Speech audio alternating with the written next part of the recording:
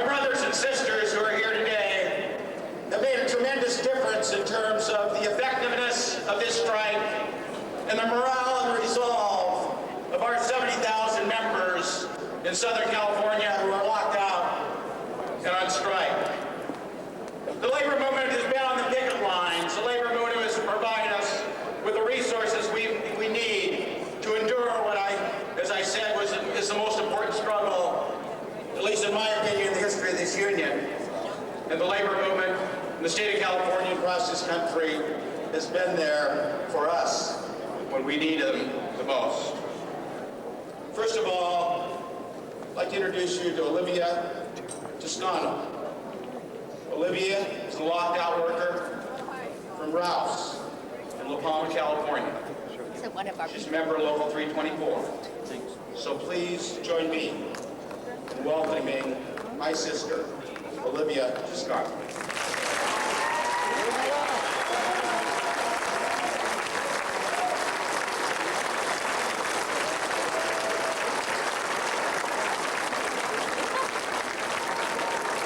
Thank you, guys. Thank you so much. This is a great opportunity to be here. I'm just joyed, just overwhelmed. And unlike everybody else that got up here, I don't have a speech prepared. I'm just going to speak to you from my heart. I've been, up until 3.5 months ago, I was working for Rouse for 17 years. One of the main reasons why I was there for so long, simply because it provided a health insurance for me and my family. And this is why I'm out at the picket line. This is why I'm enduring all kinds of things. I have been introduced to so much bad language that I never even knew it existed.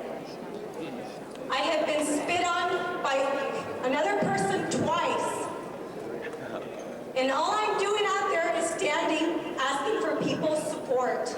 That's all I'm asking. For people to honor my picket line and not to cross. I am not out there to pick fights. I'm not out there to harass anybody. I'm asking for help.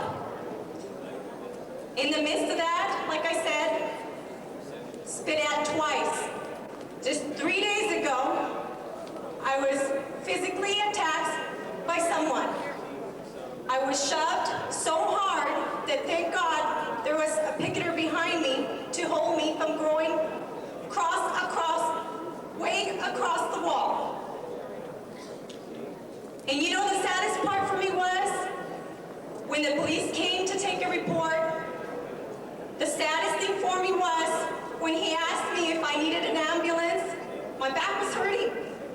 And you know, guys, I had to say no because I don't have health insurance right now. This is why we're out there, guys, and this is why I need everybody to support us. We feel like we're sinking. We feel like we're just going down. It's very difficult to keep our morale. It's very difficult to get encouraged because we're out there dealing with that percentage of the people that are not supporting us.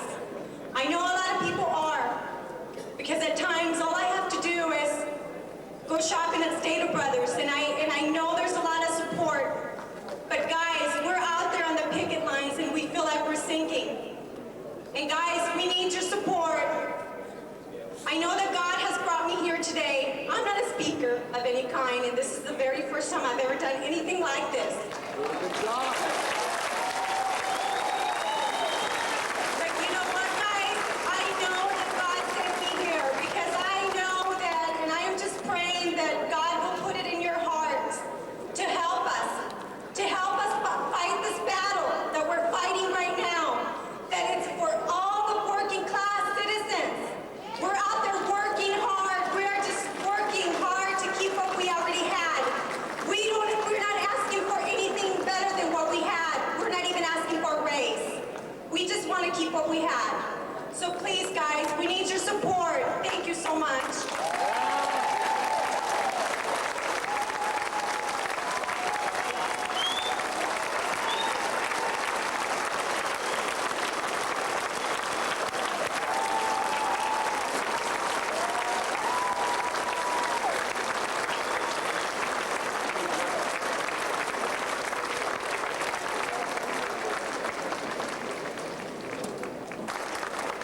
want to introduce Matt Hart. Matt is a striking UFCW member, Local 324, Yorba Linda, California, member of Local 324. With that, I'll introduce Matt Hart. Matt. Thank you very much.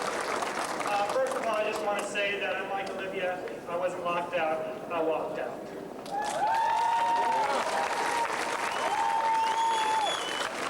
When Brother Anakin first asked me to come up here and talk about going out on strike and to convey to you what it's like to go out on strike, I thought that was the most difficult task. Because I'm not sure if I can properly convey to you what it's like to be on strike. And unless you yourself have actually been out on strike, you wouldn't understand. Every single day we face constant harassment. Like Olivia, I too have been spit on. Picket lines have been shot at. People have been assaulted. This happens every single day. And so I'm not sure if I can actually convey what it's like to be out on strike. I'm not sure if you could possibly understand what it's like to see several workers who have stood by you, who have worked for the company for 20, 30 years, all of a sudden no longer know how they're going to be able to pay their bills. They've dedicated their lives to these companies, only to have the companies turn their backs turn their backs against their fellow workers or against themselves in order to reach a profit. To be able to see over 1,400 workers stand in line just a few days before Christmas, to be able to feed their families during the Christmas holidays, to be able to receive toys, to be able to give to their children because they themselves can't afford gifts for their children. I'm not sure if anybody could fully understand what it's like to witness this. I have a story of another individual who's on the picket line who works for Albertsons. I was told this story by a fellow picket captain because often we share stories about what has transpired on our picket line, and this is a story that she told me. There's a woman on her picket line whose husband was very ill. Every single day he saw her go to the picket line after she was locked out to fight for the health insurance that he desperately needed. The health insurance that was the only thing keeping him alive. After several weeks of witnessing it, he could no longer take it and he ended his life. This is the reality of what we're facing every single day. This fight isn't about the 5% or 15%. It's not about the health care, it's about our lives. It's about what our lives are going to be like now and in the future. And it's also about what your lives are going to be. Because like what was mentioned earlier, there will be a ripple effect. It will not only affect us, it will affect everybody here. And I'm reminded by a quote by this woman named Mother Jones. Some of you might be familiar with her. But she says, pray for the dead, but fight like hell for the living.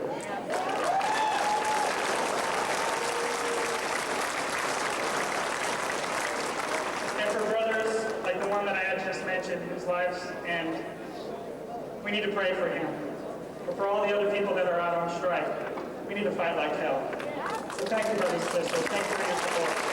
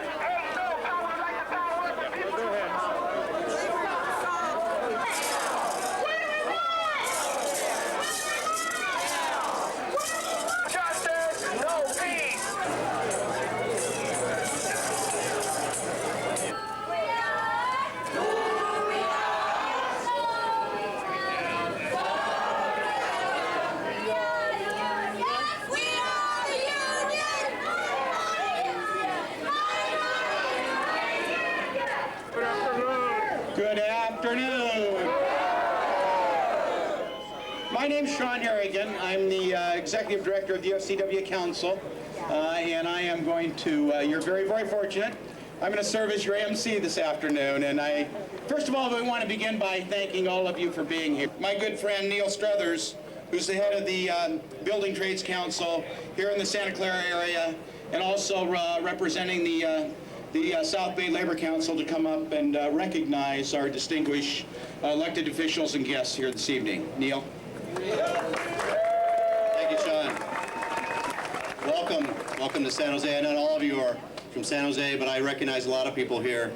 And I want to go and read through quite quickly, in the interest of time, those local unions that are here today to support UFCW and the workers that have been locked out of their jobs. And let me go through. We have the IBW, we have SEIU, we have ASME, we have the Teamsters, we have Unite, we have the Iron Workers, the Carpenters, ATU, ILWU, IUPAT, the Machinists, the Auto Workers, the Teachers, IATSE, HERE, we have the UA, we have the Sheet Metal, we have the Musicians, and we have the labor councils from both San Francisco, Alameda, San Mateo. We have the state fed, we have the state building trades, we have the local building trades, and last but not least, we have the people that put this event on, and that's the South Bay Labor Council. And please give them a round of applause.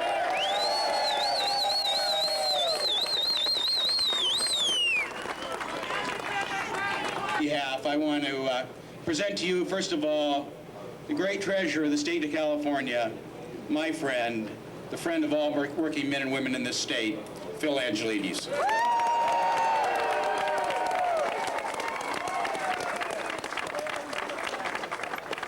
Thank you, Sean. Sean is a dear friend of mine. I'm very honored that he serves with me on the board of California's pension fund. He's president, and together we've tried to fight for corporate reform, for fairness for workers, for a fair American economy.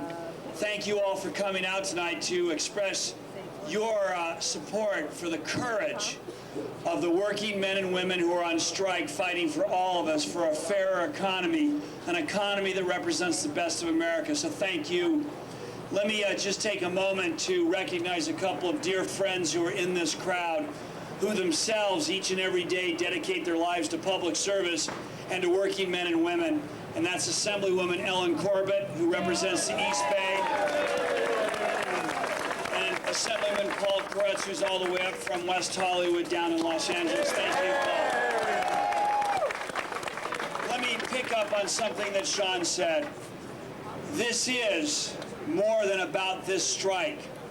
It is certainly about the 70+ thousand men and women who want a decent wage, a decent living standard for their families.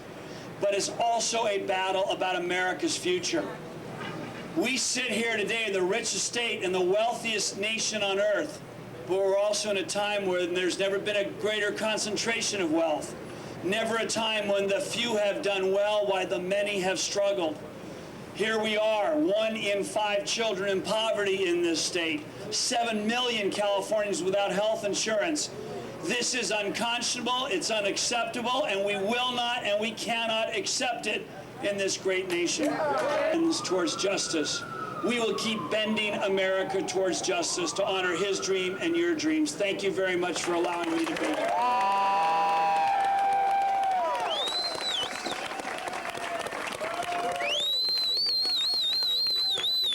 Thank you, Phil Angelides, our great treasurer of the state of California. There's one guy in this state who, as I mentioned earlier, both these guys go back a long ways with this movement and have always stood there shoulder to shoulder with us and fought whenever we had to fight. Bill Lockyer has been a part of this movement for his entire political career, and it goes back a few years, Bill. But I don't think there's ever been a major fight in the state of California that Bill Lockyer wasn't deeply involved in. Our great leader. Thank you.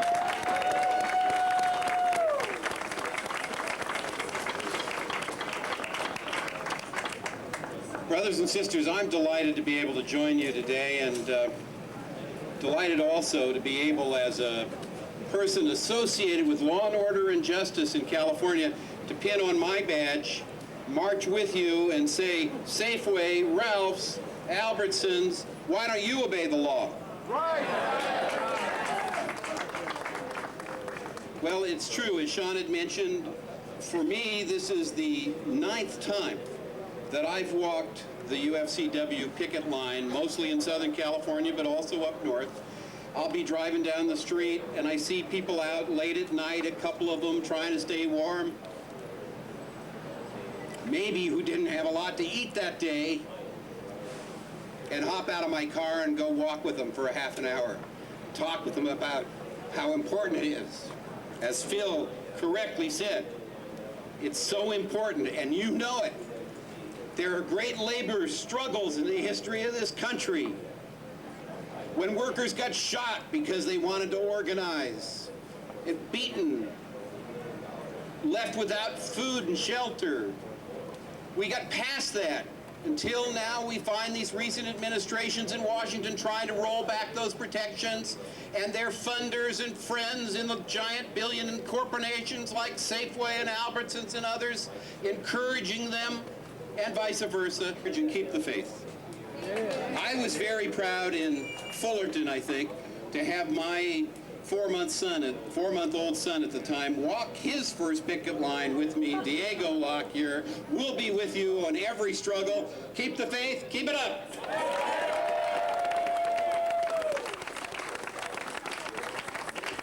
The Attorney General of the State of California, Bill Lockyer. Give him a big hand.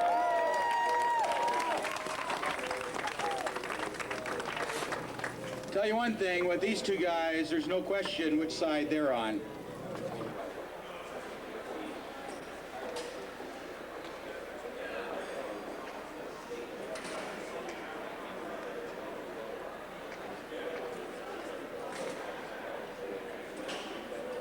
All working people in the United States.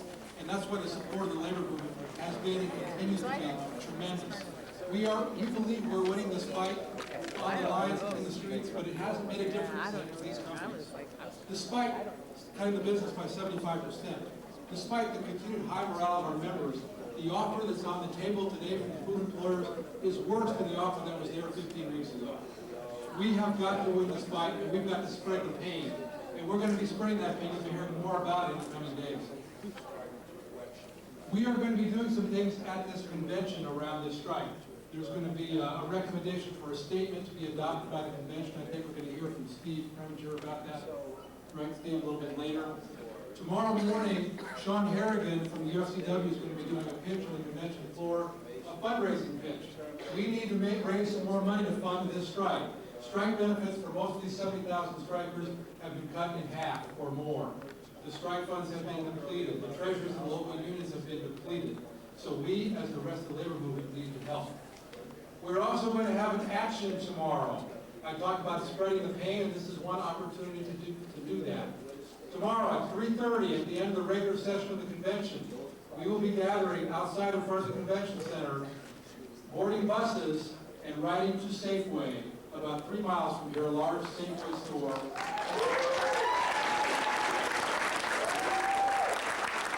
We will be joined by Bill Lockyer, Phil Angelides, and other party leaders, and hopefully 400 or 500 of our closest friends, to spread the word in Northern California as to how these companies are treating our folks in Southern California. It's important up here, not only do we win the fight in the South, but our contract in the North expires this year as well. We'll be facing the same greedy employers with the same terrible proposals. So we need to win this fight. So enough of hearing from me. I want to introduce a couple of labor heroes. A couple of guys who've been fighting our fight on the picket line for 15 weeks. Striking members of UFCW Local 1167, Ed Tillerson and John Burnett.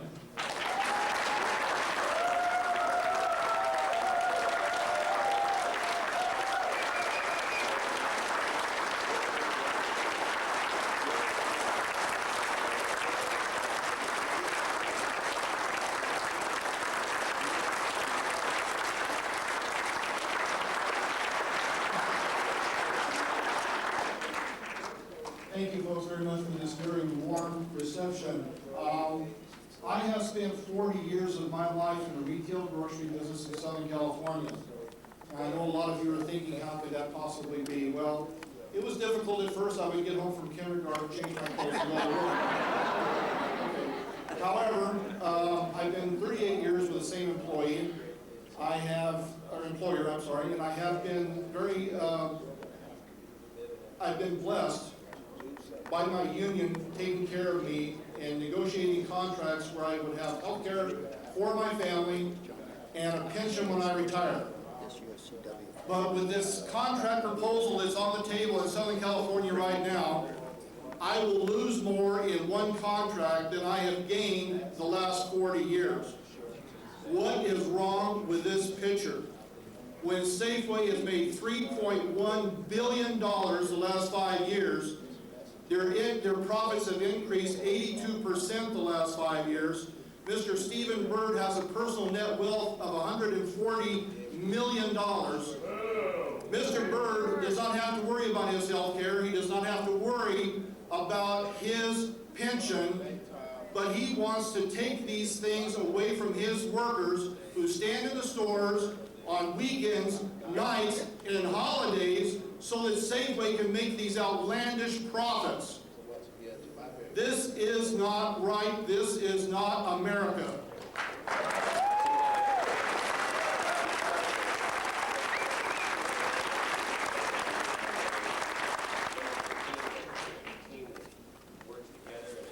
During this strike, our families have suffered tremendously. We have had people lose their homes. We have had people lose their cars. We have people living in their cars. But our resolve remains strong. One day longer, one day stronger. We will prevail.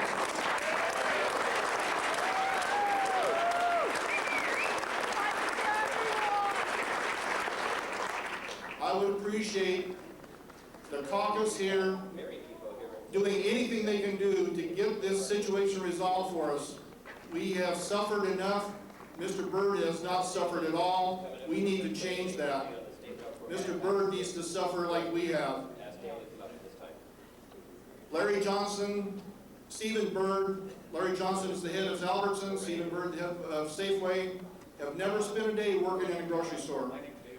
They have no idea what it's like to work weekends, nights, and holidays. And their workers that do that for them give sacrifices. We sacrifice weekly. I can't tell you how many family functions my wife has gone to without me, how many Thanksgiving dinners they have started without me, so that I can work in the store and earn a modest living for my family. And I'm getting really fed up with this situation, and we need everyone's support, and I thank you for your time, ladies and gentlemen.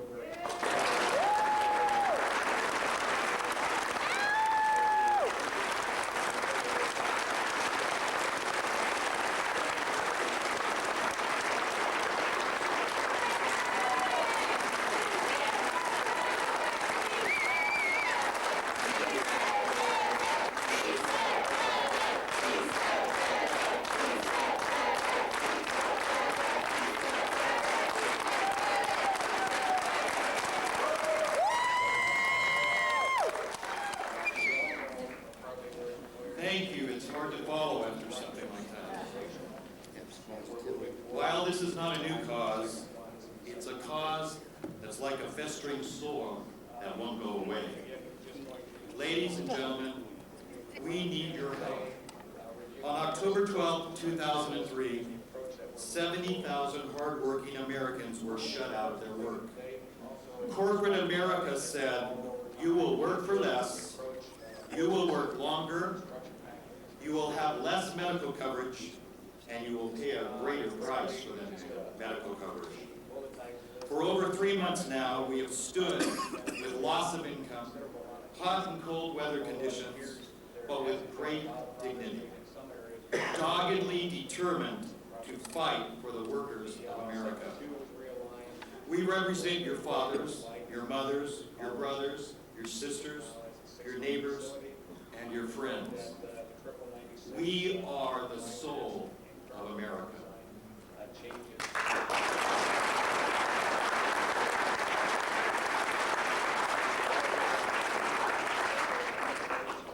Washington has lost its vision. While they shoot for the stars, someone among us dies from lack of medical care. We are the working class, and we need affordable health care. Again, we need your help. Please send this message across this great state. We need leaders who will represent us, not break the backs of the working poor. I am here this evening passionate about this cause, pleading with each and every one of you to get involved with us. We need a quick resolution. We need affordable, livable, reasonable health care, and we need it now.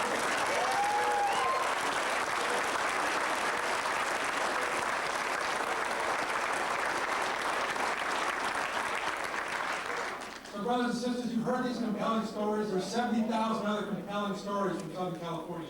We have to win this fight. So once again, I hope to see you on the buses and at the picket line tomorrow, starting at 3:30. Thank you very much.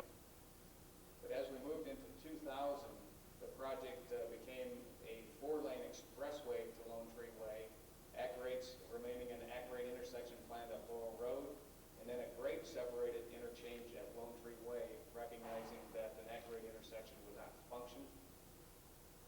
Since that time, the project continued to evolve through 2002 from a planning standpoint.